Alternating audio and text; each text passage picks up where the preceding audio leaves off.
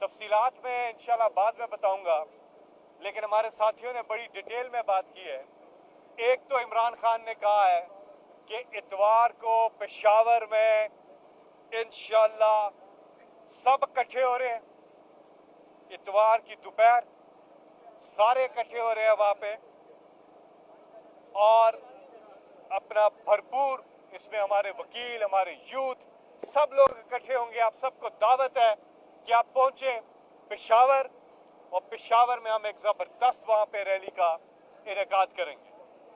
दूसरा, इस्लामाबाद में 6 तारीख को तरावियों के बाद इंशाअल्लाह एक तारीखी जलसा जो है उसका इनेकाद होगा।